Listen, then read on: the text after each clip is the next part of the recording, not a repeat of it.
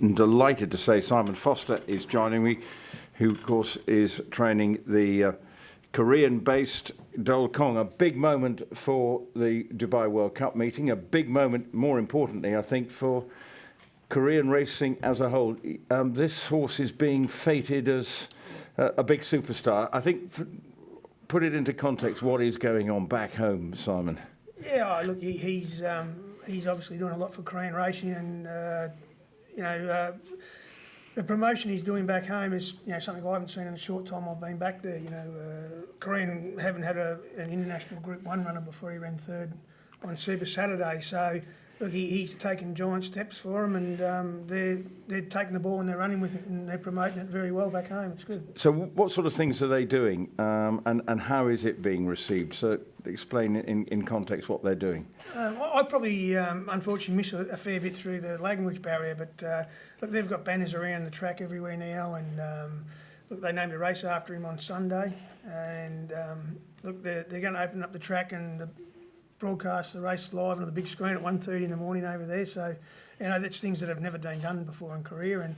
And look, it's racing's probably not a mainstream media thing there, but look, a lot of the mainstream media are picking it up now, and it's a very good promotional tool for racing in Korea. And how proud are you to be associated with this and helping grow the sport in Korea with this horse? I probably haven't really given that much thought. My at the moment really main concern is promoting the horse as far as I can, and the rest will take care of itself. But like, I'm very proud of what the horse has been able to achieve over here. He had to come here and prove himself. He wasn't considered a World Cup runner when he got off the plane back in December 21. So look, he's had to earn his spot, and he's done that, and that's probably made me very proud of what he's been able to achieve. How proud were you with his run on Super Saturday, running thunder snow pretty close? Oh, look, when you take into context, when you start crunching the numbers, I think he covered 24 metres more than the first and second horse in that race. So look, he didn't have things his own way. His racing pattern probably doesn't, really suit this track here. They really want horses up on the pace, and he's just, making things a little bit hard for himself. But he's honest, he's tough, and the way he hit the line the other night, we were very proud of what he done.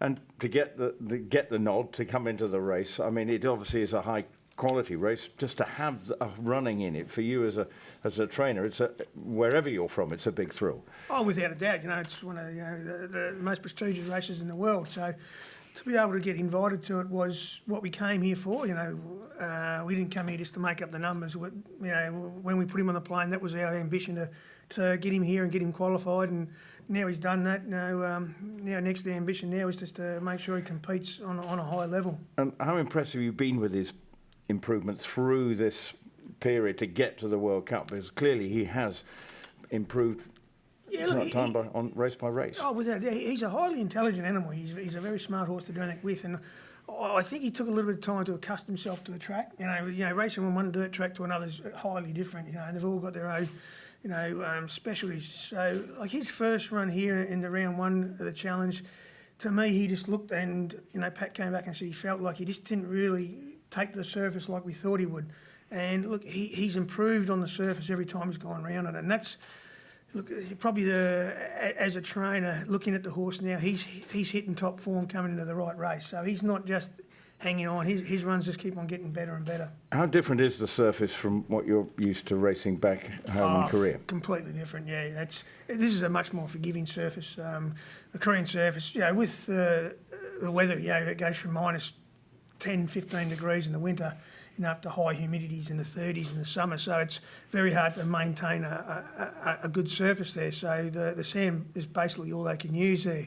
It's a heavy sand, but unfortunately they go through it pretty quick and they hit the base, which is pretty hard. So, but it's the same as any surface. They all have to race through it, and you'll find some horses handle that surface better than others. And coming here, though, this different surface, as you say, it seemed he's obviously relishing running on it. Yeah, I think that's that first run. He struggled to find his footing. It felt a bit different underneath him, and he just didn't get out of the machines and put himself in the race. But yet again, his last 200 in that race was very, very good. And that's probably the most encouraging thing with this horse is, every time you put a bridle on him, he goes out there and he runs his last furlong. He's always running through the line. So it's a very good trait in a racehorse.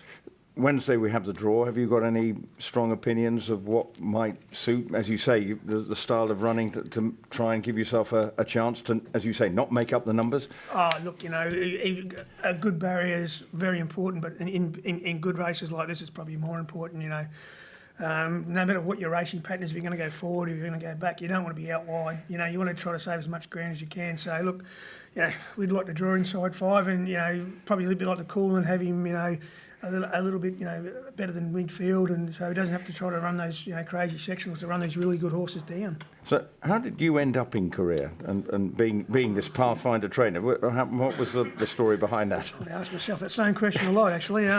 Look, I've got a good friend, for over 30 years back in Australia, Peter Worsley. He was the first foreign trainer to go to Korea back about 11 years ago now, and he's still there. And so, look, I'd been to Korea to visit Pete before and had a look at it, and so I'd always followed Korean racing, had a fair idea. And look, Brian Dean was the first foreign trainer to go to Seoul, and after his initial contract was finished, he decided not to stay on, and I knew that that position was going to become available. So, Pete's encouragement really pushed me towards, applying for it, and knowing he'd been here for so long.